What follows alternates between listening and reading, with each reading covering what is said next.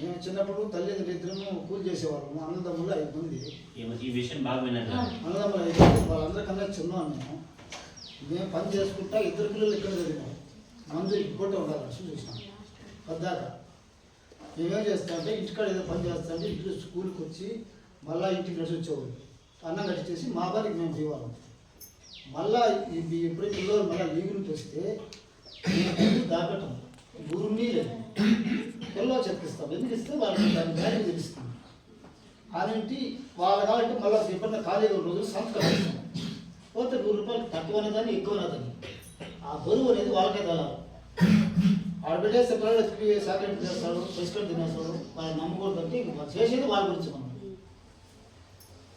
అట్లా అనేది మేము బడి కల్పించి వాళ్ళు అడిగి తీసేస్తా జరిగి దొరకడా పని మీ ఇంటికి వాళ్ళు పెట్టినట్టు మేము చేసినట్టే వాళ్ళు కనిపించాము. రూట్ అనేది తెలుసుకుంటారు. ఆడ పెడితే మా కొడుకు డబ్బులు ఎత్తిపోతాడు, మా కూతురు ఎత్తిపోతుంది, వాళ్ళకి ఎన్ని బరువు తెలియదు కదా అని అట్లా తీసుకుంటా. అక్కడ 5వ తరగతి అక్కడ కూడా 10వ తరగతి ఇక్కడ చదివినాడు. 10వ తరగతి నుండి తిరుపతి చైతన్య కాలేజ్ చేసాం. అప్పటికి పెద్ద పెద్ద టీచర్లు కొని ఇట్లా దాని చెప్తూ అప్పుడు తెలుగు మీడియము, ఇక్కడంతా తెలుగు మీడియం, అక్కడ ఇంగ్లీష్ మీడియం చేసాం. ఇంగ్లీష్ మీడియం చేసి కొన్ని రోజులు బాధపడినాడు, ఏడ్చినాడు. అతను బాధపడినాడు. మేము వెకేషన్కి ఒకసారి కాదు, అతను చదివిన రోజు ఒకసారి. మళ్ళీ విజయవాడలో సూపర్వైజర్ చేసాం. ఆడ పడితే 2 ఏళ్ళు చదివినాడు. చదివి అక్కడే ఇంటికి రాకుండా అట్లే బెంగళూరుకి అక్కడ సీఏ చేసి పని చేస్తూ పాస్ అయ్యి అక్కడే సొంత ఆఫీస్ పెట్టింది.